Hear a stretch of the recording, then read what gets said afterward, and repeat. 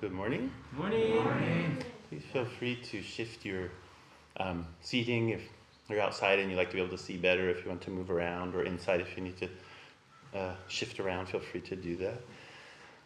Or move your legs, you've been sitting for a while. I think it's fine. Well, the roaring river continues to flow. And it's summertime. That's nice. In the past few weeks, I've been focusing talks on wisdom. And for the past few months, around freedom or liberation, that the practices that we take up, we don't practice just to hope for some kind of liberation or some kind of freedom that happens down the road, although that's important, but that we should also try to feel for the way that the practices create a kind of immediate sense of liberation, an immediate sense of a kind of freedom, a kind of centeredness. This kind of freedom is not just about willfulness, like the freedom to do whatever I want, but the kind of spaciousness that comes from a life that feels this deep mutuality with other things, or really with all things. And so as we're taking up the different practices that are expressed in the 6 perfections, which is one of the oldest ways that the Buddhist teachings are expressed, trying to focus on that. What is the thing that happens immediately? What is the undoing that we're not waiting for, but that we're feeling for right in the midst of our practice? And try to see how that becomes a very important guiding, a very important guide in how it is that we can unfold our life, whether we think of ourselves as Buddhist or not. And Buddhism is not so concerned about that. And so when we get to these teachings of wisdom, which I've been focusing on the past few weeks, that the teachings of wisdom focus on how it is that we conceive, okay? How it is that we know things to be the way that they are. What do we, when we experience something in the kind of fundamentals of Buddhist teaching, we don't think that there are just objects out there which we perceive, right? That's how we experience it. You know, if I hold up the glass, which I'm always doing, and you say, well, there's a glass out here, and so I can experience the glass visually, auditorily. Maybe you have some craving for some water, so maybe there's emotional. There could be a lot of different ways that you're experiencing the glass, but you think of the glass as being out here as an object. And so what's very hard for us to see, or hard for us to remember to see, is that as we're perceiving something, like perceiving this glass, that we're totally involved. It's not just an external object which we're taking in as a perception, but there's a whole process that's going on for this particular glass to emerge in our experience. So it's a pretty simple thing, but if we go down that rabbit hole, it gets pretty crazy. It gets pretty, a lot of the ways that we just think that the world is fixed start to come apart. That the process of conceiving is something that is deep and rich and mysterious, and that it includes much more than just me and an object. Okay? So these are the kind of place that the wisdom teachings hang out, right? They're trying to get us to feel, and trying to get us to consider that there'd be another way to conceive the world, or to conceive beings in the world. Or maybe more precisely to say that the way that we conceive things is oftentimes conceived through a painful, cyclical thing that happens again and again and again. In Buddhism, we call that karma. Right? So these teachings are trying to help us reconcile the karma and to open up the way we see the world, so that the karma can become more wholesome, and that, in fact, we can experience a liberated way of being in the world. Okay, so basic teaching that I was giving comes from Thich Nhat Hanh. He calls it dialectics of prajna, and he says a tree is not a tree. Actually, I think he uses a rose, but I like trees, so I use a tree. Tree is not a tree, therefore it is a tree. If we look at a tree, an experience of a tree arises. All the things that are not the tree have to be there for the tree to be experienced. Now that's on a physical level. We can carry it out. We can say, what are the, there have to be roots that go down into the earth. We don't really know where the roots, the end of the fine roots end and the earth begins. All of the greatness of the earth has to be there for the tree to be there. The sunshine, the rain. I love the beginning of one of his first books, which is about the Heart Sutra. He says, if you were a poet, you would see that the whole, I think he says, you would see that the cloud exists here in the sheet of paper that you're reading from. Okay? I like that he chose poet. He said, if you were a poet, you would see. He didn't say if you were a great Zen master or if you were enlightened. He said, if you were a poet, you would see that. So we can follow that out in a physical way, but we can also follow it out in a mental way or a psychological way or a heart way. We can say for you to experience a tree, there's all kinds of things that are happening throughout your whole being, not least of which are the neurons that are firing, if we go from a modern neurological standpoint. The way it is that we're able to grasp onto a thing visually is still quite a mystery. Right? People studying, they're really studying it a lot from a neurological standpoint, but we don't know exactly how that all happens. All of our experiences up until now come into play when we see that tree. There's actually some evidence that maybe all the experiences that we will have from now on are present in the way that we see that tree. The time is not so fixed, right? That what's happening later affects what's going on now. Right? So we can follow that out. Tree is not a tree, therefore it is a tree. And what I was bringing up last week is that this is relatively easy when it's a tree. I'm not saying it's easy. I'm saying it's relatively easy when it's a tree. When it comes to difficult human experiences, the places where we're really stuck, that this teaching has so much medicine to offer, and yet it can be much more difficult for us to apply the teaching with real precision. There's a lot of ways that we fall off. And one of the teachings I was presenting comes from the Vimalakirti Sutra. This translation is by the great scholar Robert Thurman. There are some other translations. But this is one of the very early teachings in the Mahayana tradition, and it's pretty interesting. It's a little, I don't know, wild is the right word, but compared to the other sutras that are coming before it, this one is taking some liberties, is playing with ideas, playing with images in a beautiful way.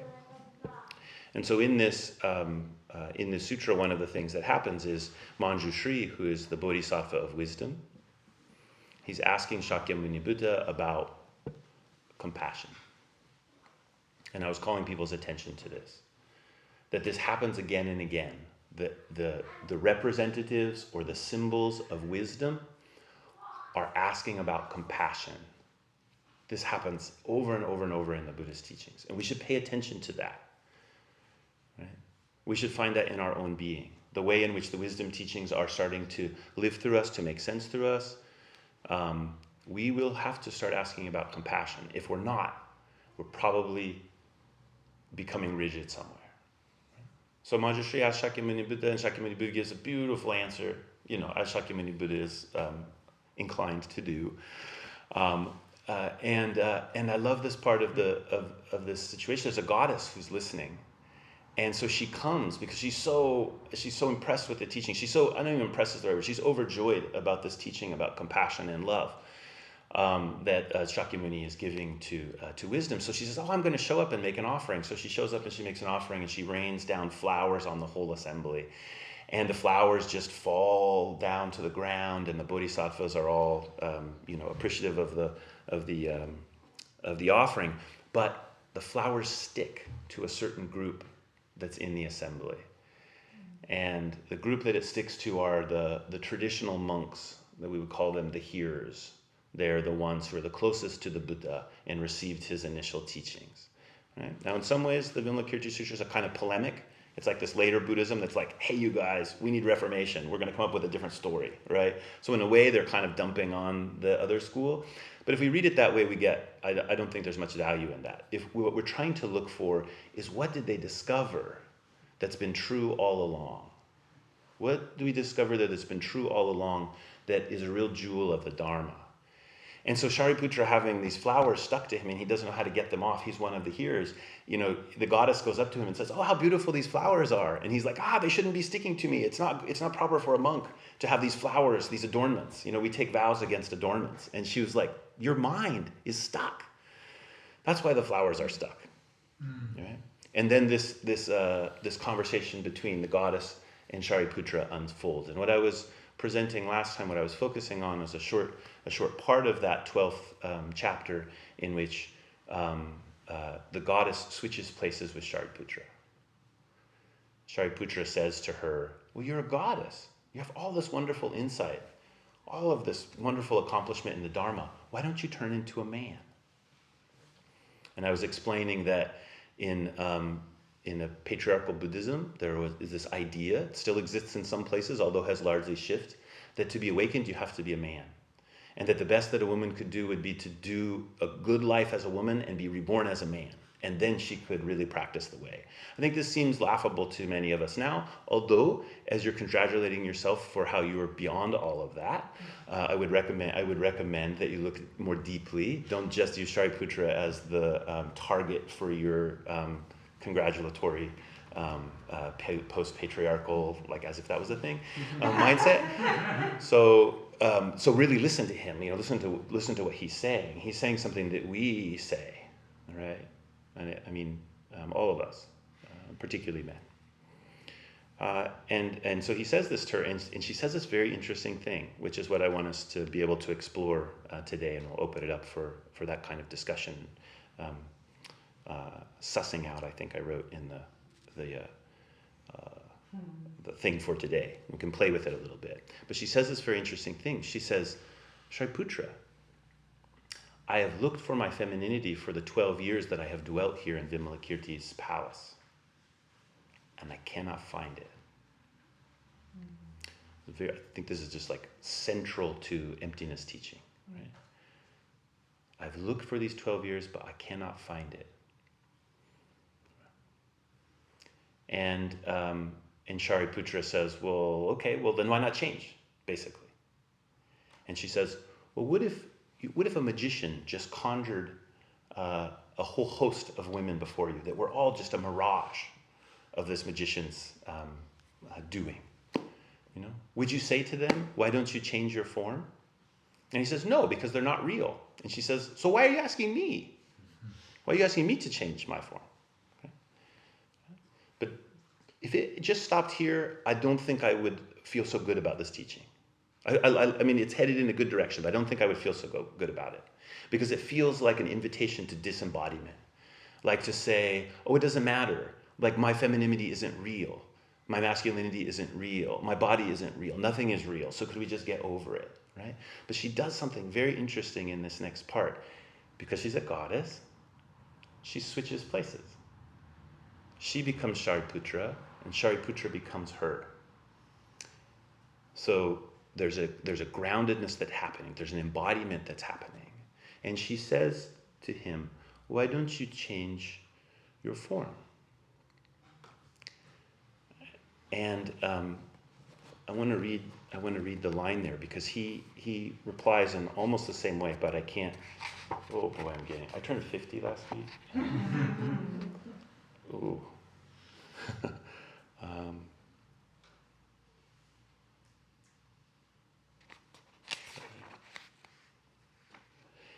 He says like this. He says, I no longer appear in the form of a male. My body has changed into the body of a woman. I do not know what to transform. So he says something very similar. He says, I do not know what to transform. I'm a woman now, and you're asking me to transform myself, right? Or you're asking me why I don't. But I don't know what to transform. And then she switches back, and she gives him a teaching about the uncreated and the unchanged. She says, our form is uncreated, This is the same as emptiness teaching. The tree isn't created. The tree isn't just a thing that's out there that was constructed. It is living. It is luminescent. It is impermanent because every moment it shifts and changes. To know the tree is not to have a fixed notion of treeness. It's to immediately encounter the aliveness of tree. That's what she means by it's uncreated. Right? And she says it's also unchanged. We can't change it because it's not a thing. Right? It doesn't exist as an object of our perception that we can change into what we want it to be. It is completely alive. Right? And so then they're appearing as the goddess. She says, why, I'm adding this on, but it's like, why try to transcend the truth of this? So Shariputra thinks to transcend limitations is the way to liberation.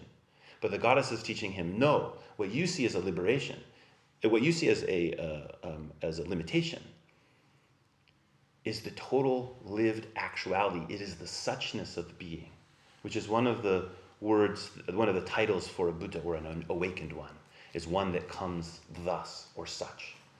Right? Lived immediacy is what emptiness is inviting us to. So we get it almost just opposite all the time.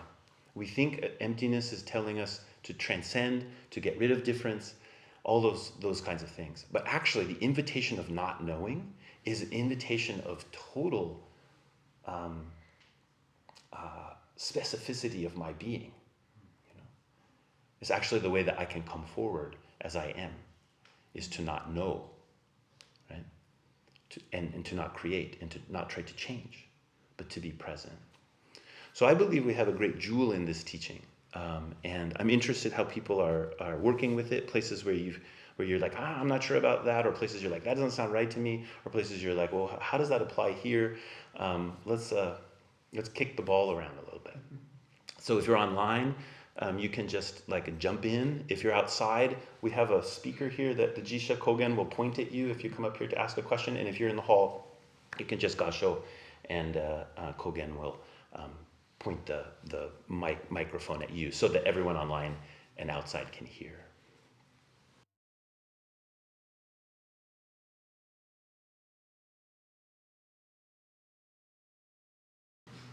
Hey Joe, Hi.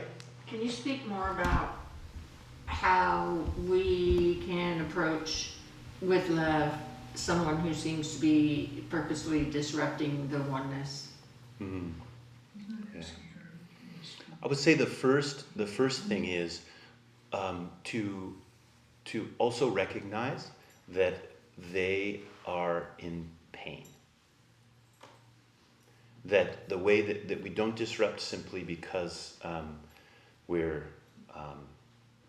delusional, although we're also delusional, but also because we do that out of a place of pain. Now, I think that's important for a couple of reasons. One of the reasons is because that gives us a clue about what kind of medicine could actually help. Sometimes we think just like opposition to someone doing something destructive is the only option. Like we face the energy of destructiveness and we're going to come back with our own righteous, loving of course, but righteous position.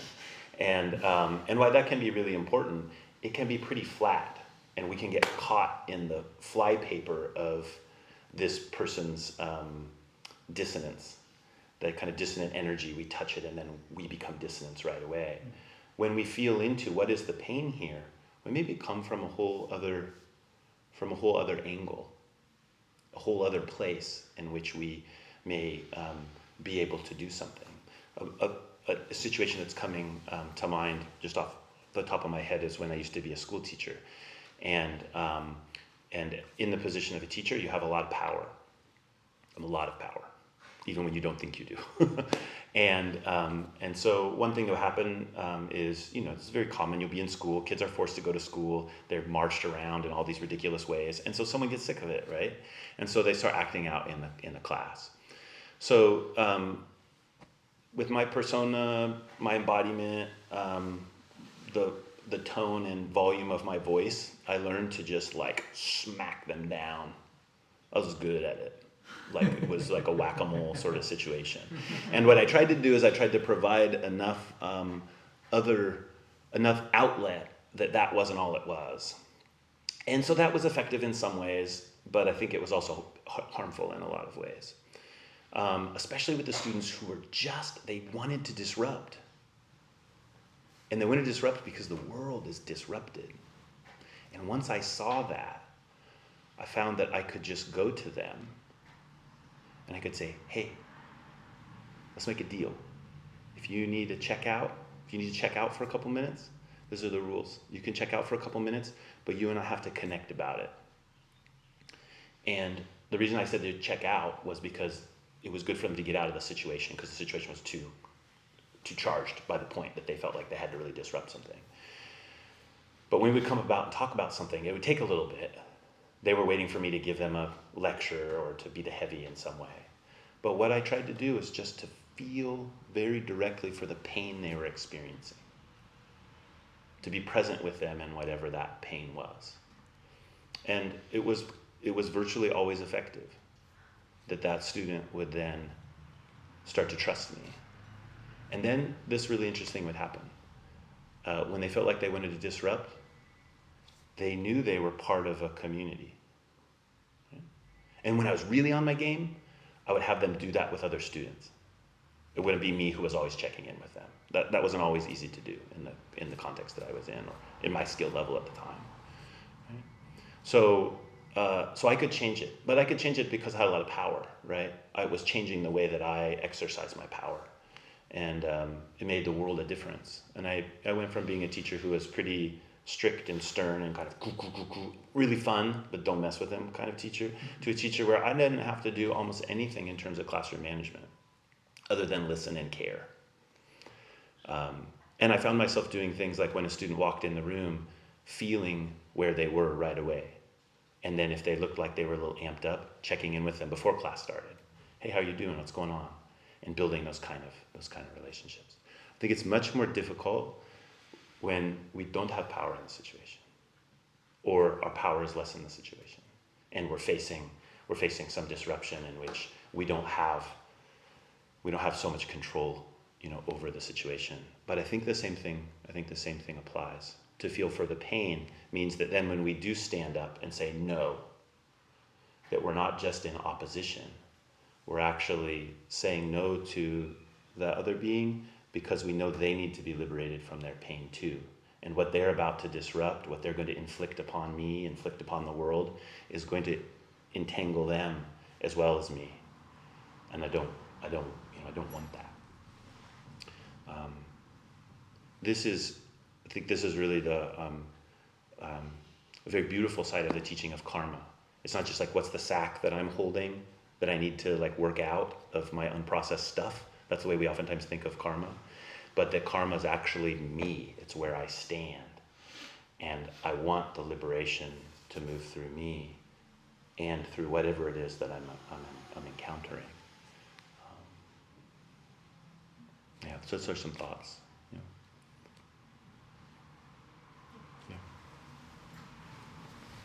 Hey, Joe. Hi. Howdy.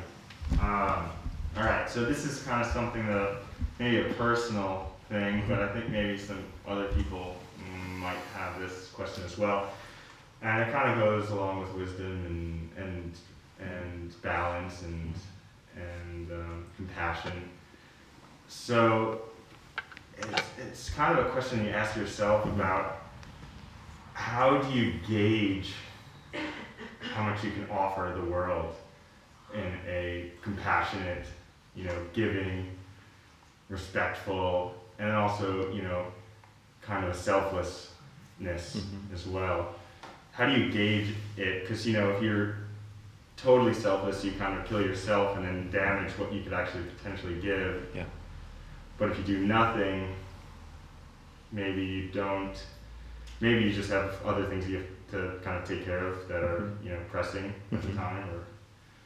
But I guess the real question is when all this is right in front of us, if we did all come together really, really tightly, maybe it could be resolved faster, but not everyone's going to be on the same speed ever. So how do you gauge individually, where you could put your efforts and how much? Yeah. Yeah. Very directly, don't divide yourself out. Yeah.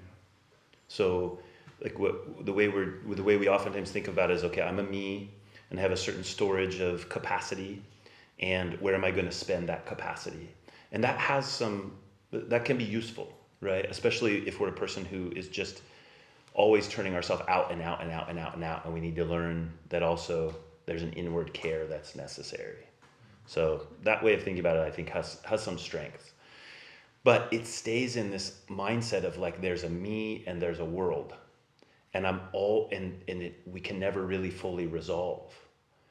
And so one way to understand that is, I'll just turn myself out completely. I give everything away, right? I just take myself and I just give it all away, all away, all away. And many great spiritual heroes look like that's what they're doing. And many great spiritual heroes are like very stuck on themselves.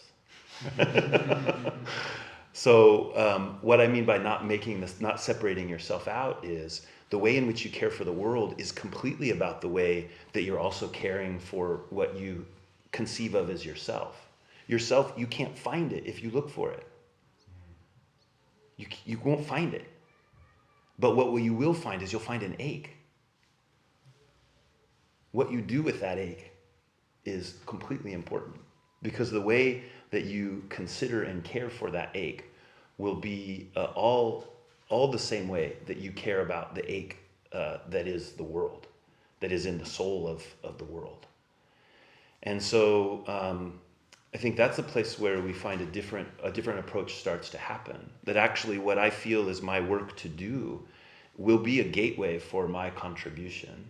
And to be fully committed to it doesn't mean to destroy ourselves doing it. It means that actually whatever it is that I'm doing, that is me. That is my work. You know, we don't need to maybe the word. Like we're always thinking about like, how do I find what my work is to do? As if I'm going to know exactly what that is. But I think it's actually the opposite. Like, how do I lose myself in the work that I'm doing? And the reason I want to lose myself in the work that I'm doing is so I can find myself. Not so that I can disappear. Actually, so I can appear fully. And there's a great pressure on us now. I think we see the potential for great catastrophe. I mean, we're in the midst of some great catastrophe if we look at the breaking apart of the ecological systems of our planet, for example. So in the midst of that great catastrophe, there may be a time where a great sacrifice has to happen. But I don't think we'll know that time of the sacrifice if it's based on just trying to kill ourselves, to get over the problem. Actually, we have to find the place where it is my life to give. And that comes from a deep engagement with my own being.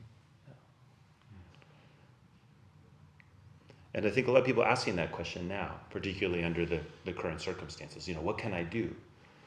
And it's so complicated right now. Like, who would have thought they'd come up with a disease that would keep us from taking care of each other directly? Like that's what we've all been trying to do for millennia now, right? Let's all get together and take care of each other, and then we can't get together.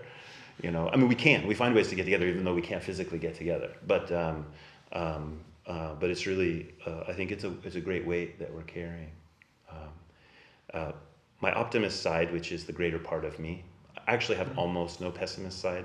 For better or for worse. Sometimes it's not good. Sometimes it'd be better to have some pessimist side. But I believe we're at a great inflection. And I think people's hearts are breaking open in all kinds of ways that we couldn't affect through doing. And for that, I have a lot of hope. I do too. Yeah. And so in that part, then I feel like, in what way do I give myself to that hope, not to get rid of myself, but so that I can really show up.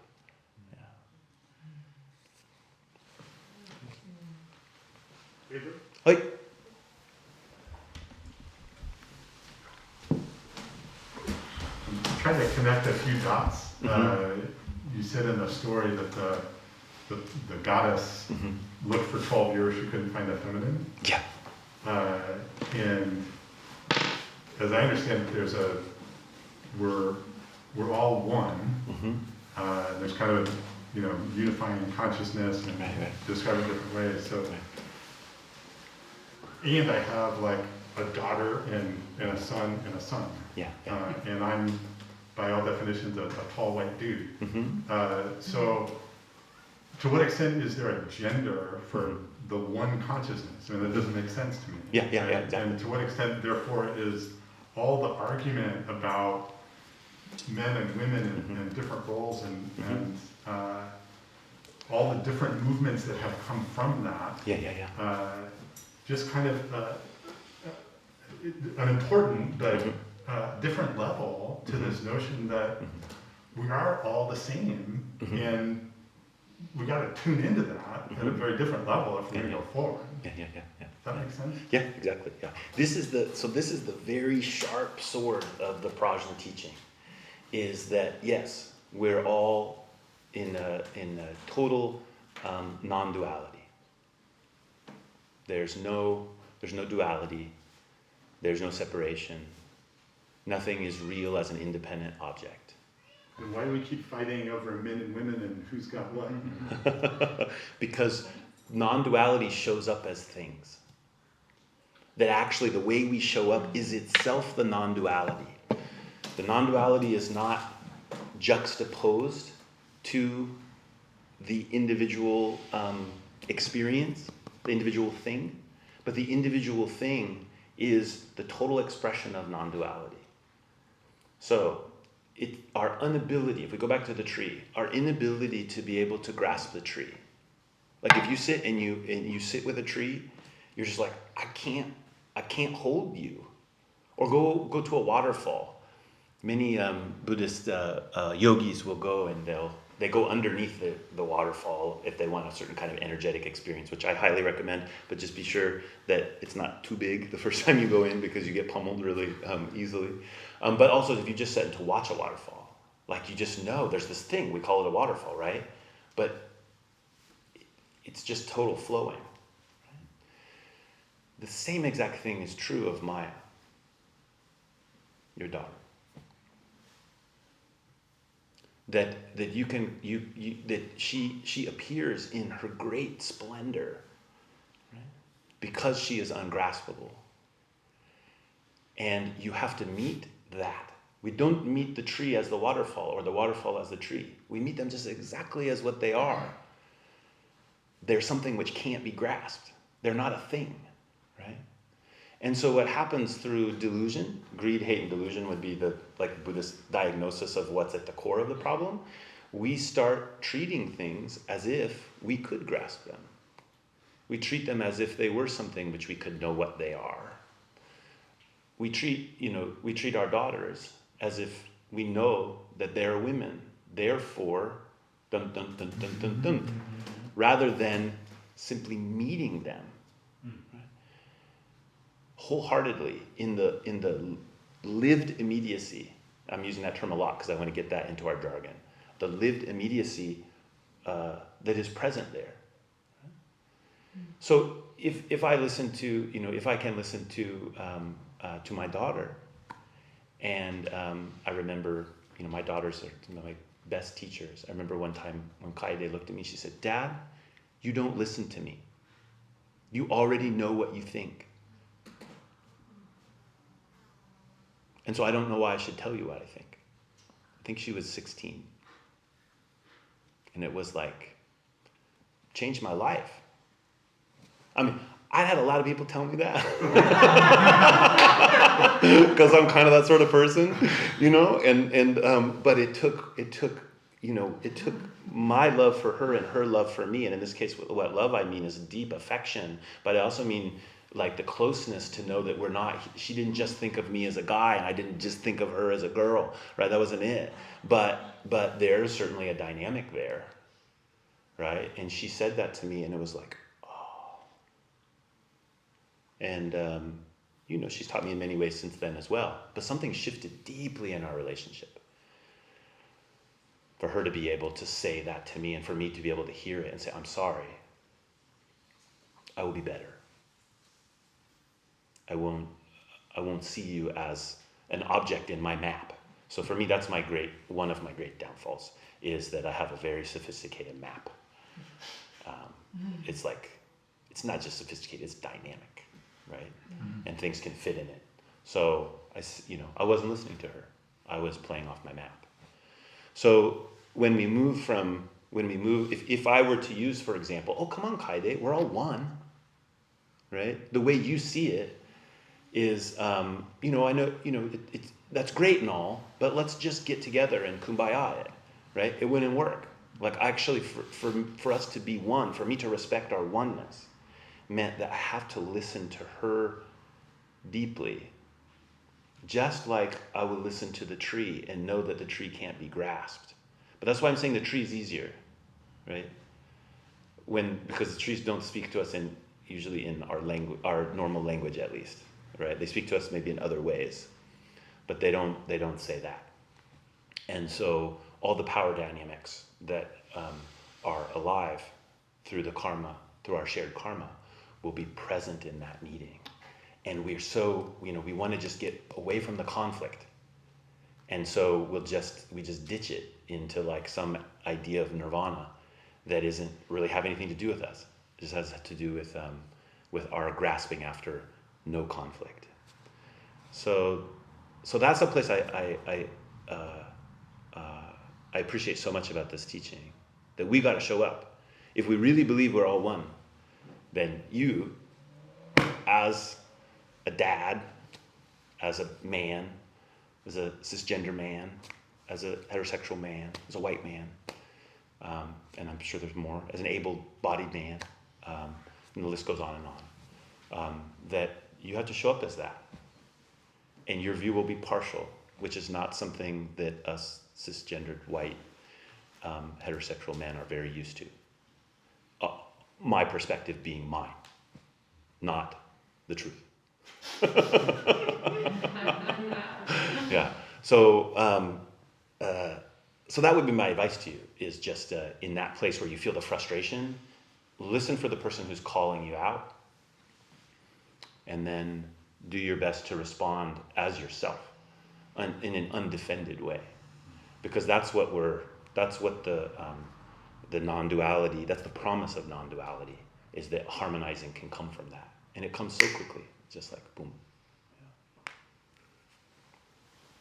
Hey, Joe? Hoi. Hey, Joe? Yes. In talking about the subject-object, Hi. you're isolated when you see something. You're isolated as you see something as an object. Yeah. But on the other hand, we want to be able to get past that. Yeah. But on the other hand, we don't want to lose the subject-object thing because it's necessary for us to live. You can't cross the street, walking around saying that I'm the same with the car. You'll get run over. Yeah. So I wanted you don't want to get rid of something because it's still useful. Yeah. So this is why wisdom and compassion always have to go together. It's one of the reasons. Because if we only listen to the wisdom teaching, which is saying the tree is not the tree, Yeah. right? Therefore it is the tree. We may be inclined to not deal with particularity. Okay? It goes back to just what Koshin was asking about. We can use that as a dismissal of particularity. But the relationship between you and a car going down the street, the particular relationship between the two of you, as it turns out, is fairly important for your survival. And so the question there is, does the car remain simply an object of your awareness, a part of your project of self-assertion? Or can you see a phenomena arise, and to treat it with compassion means to perceive it as also alive, not simply as an object? So with a car going down the street, it's a little bit like, am I going to see every Toyota 4Runner that comes by and think like, oh, it's alive, and light a stick of incense and do all sorts of stuff? Probably not. But I can think about the way that I organize my whole life. In what way do I treat the things around me as objects to fulfill the project of myself? And how can I shift the dynamic to see that as I treat them as alive, they're also treating me as alive? That our feeling, our vibrancy, our passion is together. That vibrancy of life is inseparable. And we can study that just through the way that we touch something. Just try that. The next time, you pick something up. I pick this stick up a lot, if I'm teaching. This is a teaching stick in this school. So one of the reasons that this teaching stick is important for me is because it's a symbol of this teaching. Every time I touch it, I have to try to touch it in a way that this is not my stick. Right? That's my job as a teacher in this lineage, is to try to touch this stick, to do my best, to make every effort to care for this stick, not because it's mine, and not because it's an object. It is the tradition, it is the Dharma, it's all the teachings themselves appearing, as a stick. So as I touch it, I can feel it touching me back. Now, does that mean that I have a special box for it that's gold-plated and I do all that? I mean, I could. If I don't, it hangs up in my office. And sometimes I give it to someone else to use, And sometimes I carve another one and give it to somebody, it's actually still the same stick, but now there's two of the same stick. But anyway, just an example of, it's a lot. How do I deal with that likeness? Now this thing becomes priceless. It's not something I can just buy and consume. It's my life. So this is the kind of shift that we're trying to make, and we can do this with all kinds of things. And as you do it, you'll find that you get more persnickety.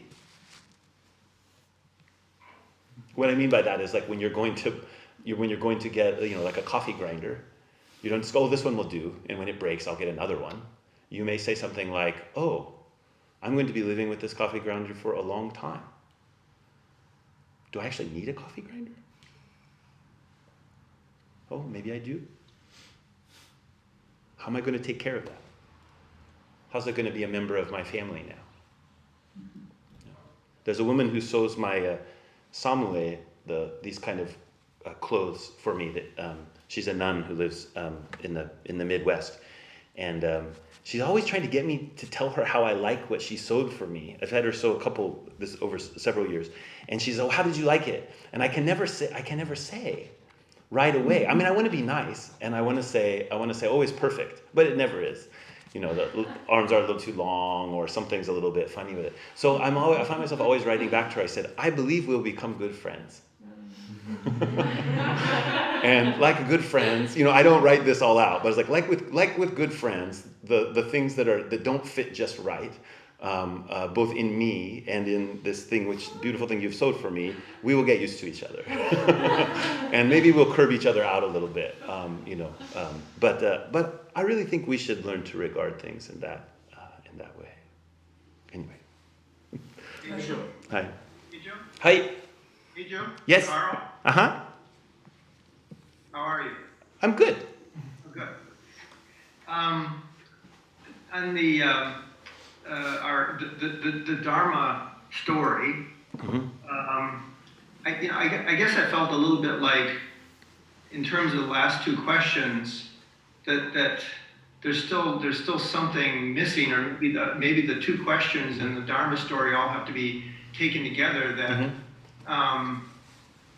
the story did ask us to kind of put the issue of femininity and masculinity in our face at some level. Yeah. And then it also tried to address at some level that simply seeing that as a set difference was not enough. But I feel like the question of like, what are we supposed to do as men with sons and daughters, or what are we supposed to do with cars crossing the street, still kind of, I guess I think they have to be taken together in the sense that, and I think this is what I heard Tenkan saying, is that difference does get work done. Difference gets work done. Yeah. And when we apply the walking across the street with the car to the issue of the kind of gender differences that we've been working with in our culture for the last 100 or 1,000 or 500 years, I mean, the construction of gender difference has gotten work done. And at the same time, in the time we are in now, if we get grounded and we get into the 21st century and we get into 2020, I think there's a real challenge for all of us to look at. It's not just a matter of kind of asking us to kind of be with our sense of our presence in our genderedness, but I think there is this ongoing invitation to all of us to kind of return to what is the work, what is the work being done by my sense of my own masculinity in these times? And is that the work? Is that the kind of difference that's really doing the work I think should be done? Or what our culture and our community needs at this time? It's almost like every time we think about, well, what should I be teaching my son about masculinity or my daughter about femininity?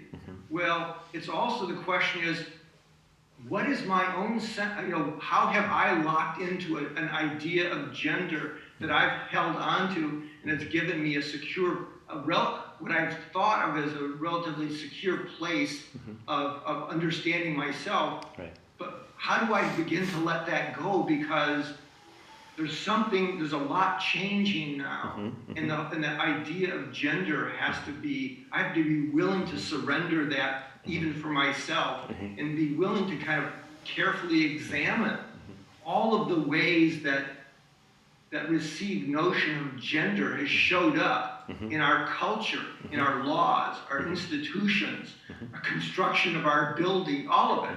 How do we begin to let that go so that we are open to the aliveness of a new idea of genderedness to emerge?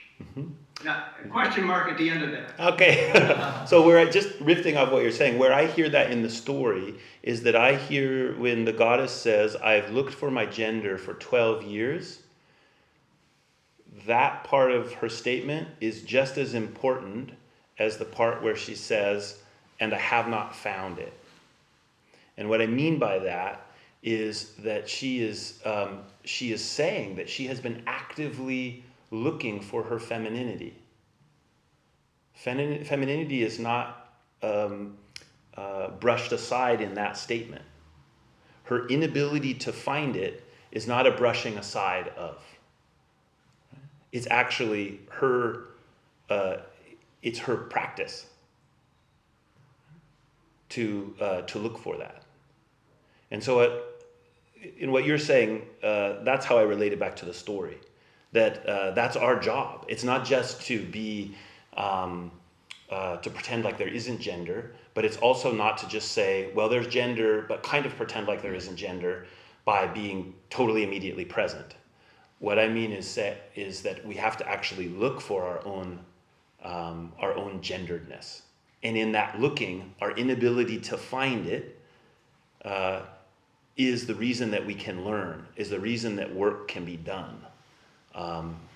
Is the reason that we can transform the way that we have a kind of stuck sense of gender rather than a live sense of gender. Pedro, Hi. can I say something to that? Sure. And to Carl's question? Sorry, I don't speak well in front of people, so just give me a second.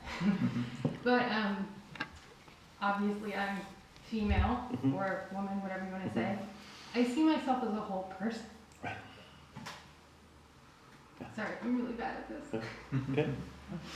But I've had these discussions with other women, and that's part of how we get past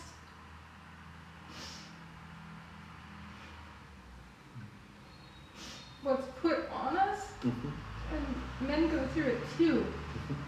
Your gender is something that's put on you, but you're a whole person. And that's part of how you get through not living just as that. And I think I read the goddess story many years ago and I really was impressed with it.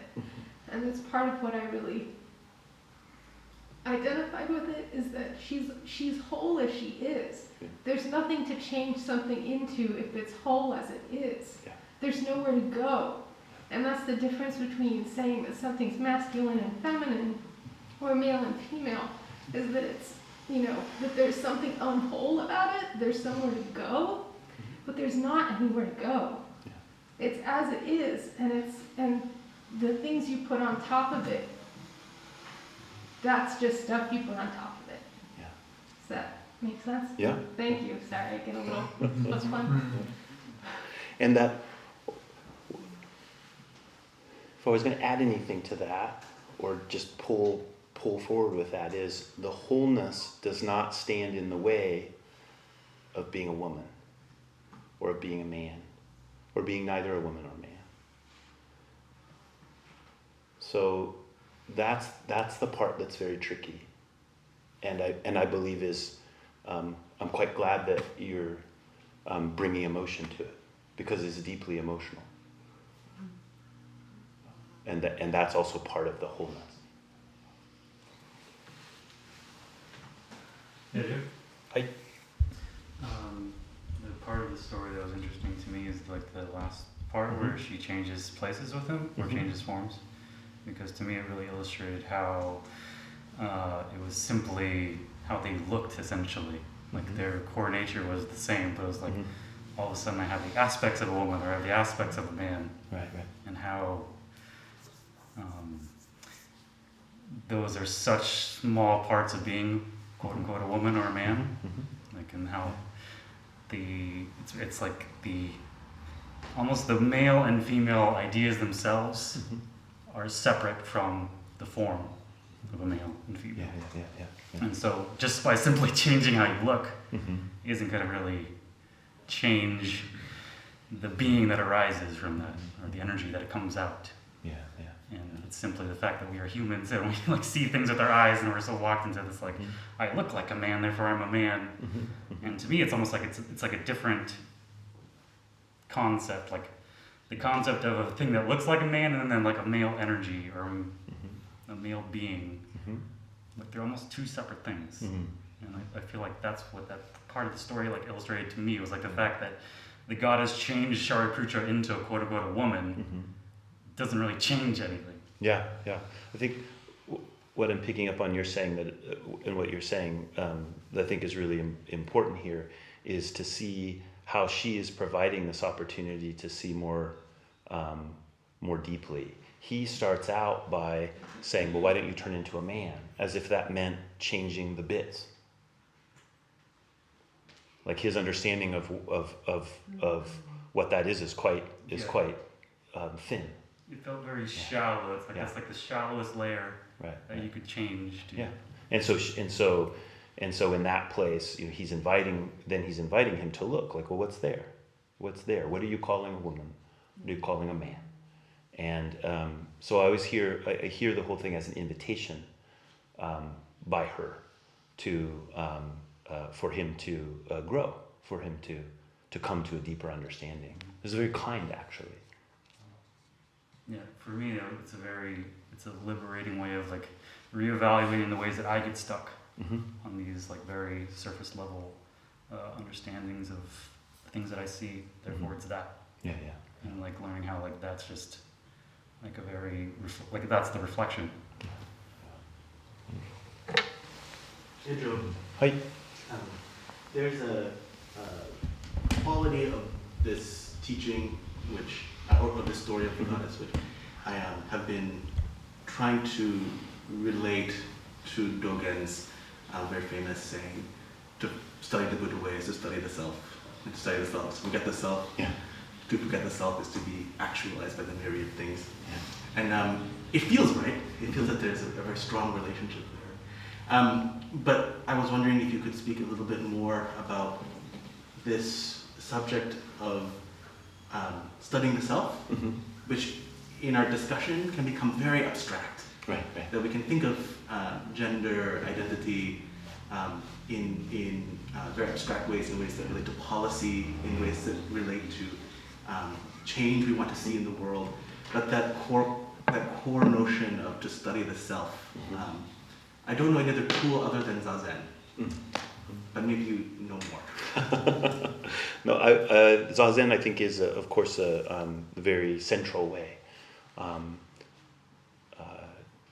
in terms of that studying self, but we shouldn't hold Zazen as just being what's happening on the cushion. So the same mind which is both thinking, like observing phenomena, we could call thinking, inside and outside of us, and not thinking. So that's the teaching of Zazen, right? Thinking, not thinking is non-thinking. So all of that thinking that is happening, which is seeing, knowing, classifying, we don't try to boot out that thinking, but we allow the totality of that thinking to be still. And in its stillness, we realize it's not alone, that all of those thoughts are completely connected with each other. And so we don't only do that when we're sitting. You know? When we do it, we're sitting, we call it dhyana or we call it meditation. But when we're living it out, the exact same thing is how we study it. So if we're giving a gift to someone, then the way in which we give the gift, which both thinks, sees, experiences the self and the other, and the total relinquishment of the self and the other are together. They're not opposed to each other. But that's other place to study it. And that's when I'm saying we have to show up, radically as ourself. That's why, because that's the only place where the meeting can happen, in which the stillness and the interconnectedness can be revealed. Which is the same in Zazen. I'm the only one who can do it. I have to do it totally. The self has to do it totally, with no sense of other, for that to be able to unfold. So I'm not sure if I'm answering your question exactly, but maybe I'm just pointing you to that same quality you find in Zazen is in all of the different practices. It is easy to talk about the beauty of this teaching, I think, but it is also the quality of when I look in the mirror and search for what I am so sure is there, is terrifying. And the stories I have told myself about what I can hold on to as myself, or the experiences that seem to make me up, start to get a little unclear. And this is hard. I think this is hard for so much of the activism I believe in. Seems to require at some point that you mark yourself and know who you are, because that's how you can affect change in the world. And this is telling me something else. This teaching is telling me something else. That the knowing oneself too clearly is, there can be an impasse there. There's a place that you stop. And that's very scary, I think, as a person committed to, as people committed to doing this work in the world. That it on the one hand seems to require certainty, but that certainty can be dangerous. I'm very interested in this word certainty. Like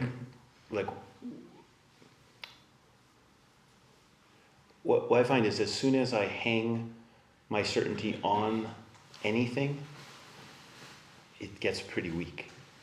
Like it.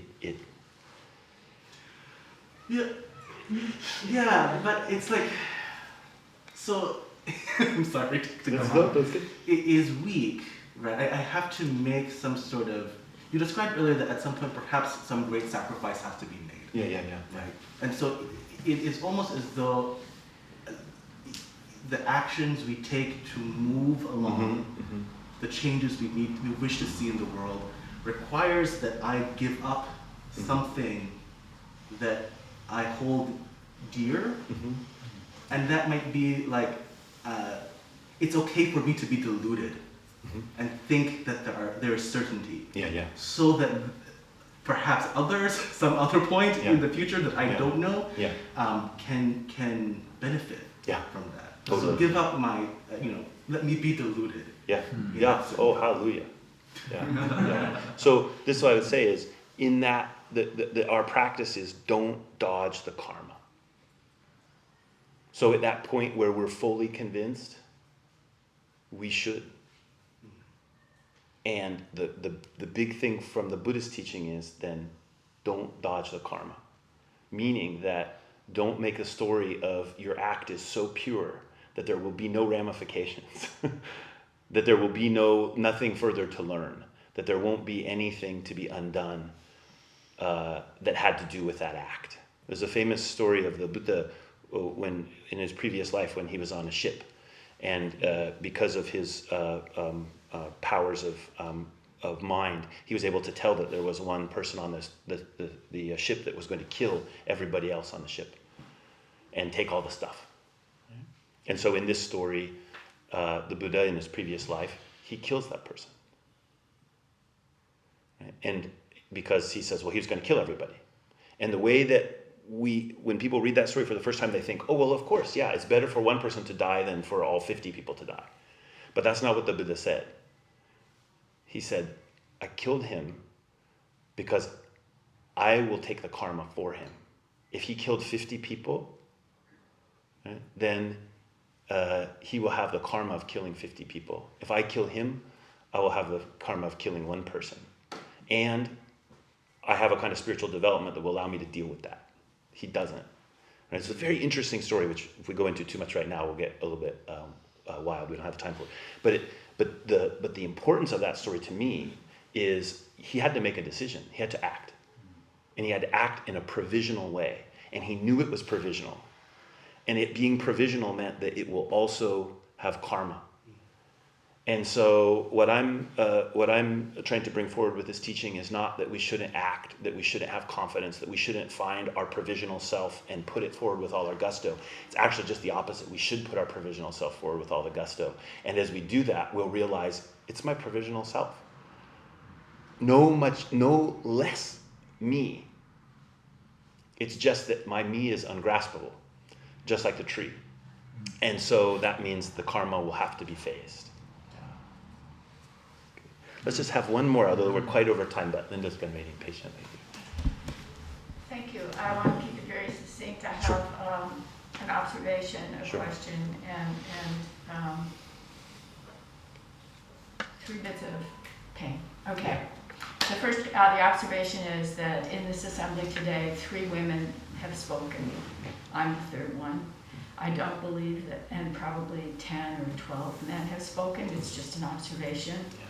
The question I have is, how would you advise, how would you advise a person in the assembly when the teaching appears to be failing? The observations are the pain is around some of the stories. The story last week that you told about Dogen saying if a monk did not bow to a woman, he was not a monk. And my suggestion is that it only goes part way if a monk does not bow to a woman and step aside. He's not doing his duty. The second issue, oh my God, this is terrifying.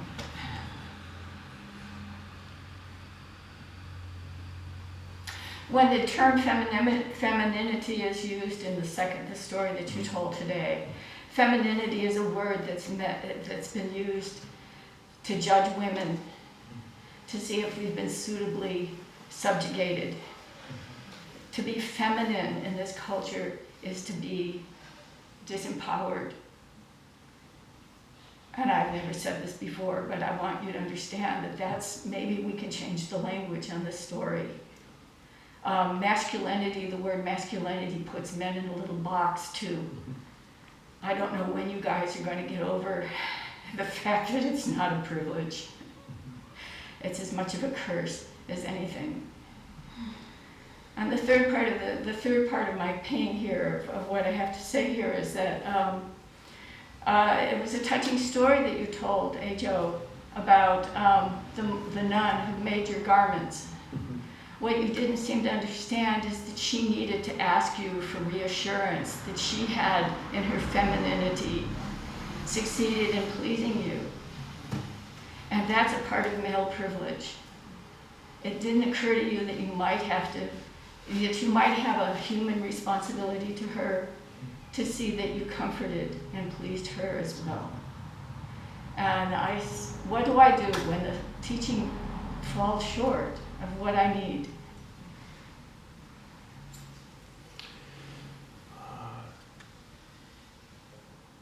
You say so, which you're doing now. And I thank you for that.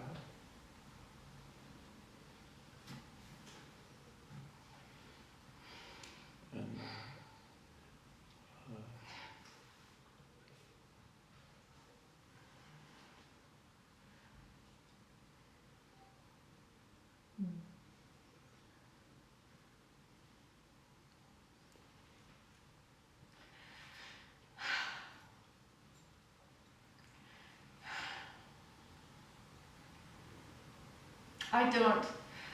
I can barely comprehend what black people in this country feel like after struggling for 300 years.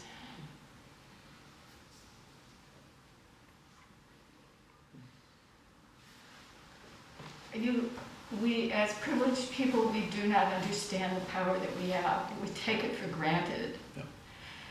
As males, you take it for granted. As females, we take it for granted that that's the place that we're supposed to be.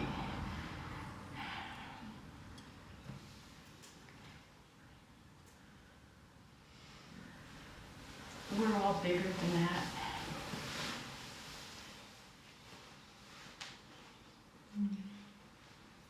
Thank you. I don't want to just be the last person that speaks, but I also want to say that I want to do this work. I know you do. Yeah. I know you want to do this work. I wouldn't be standing here today if I didn't think you wanted to do this work. I believe that you are completely committed to doing this work. And so to me, this is an example of what it takes to do the work. And again, I thank you for meeting me in that, in this place. And I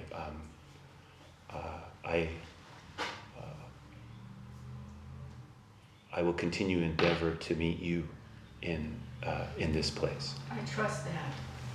I do. I trust that totally. I would never be here if I didn't.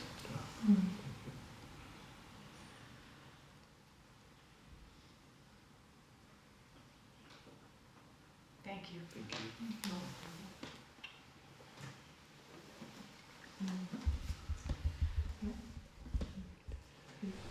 Mm.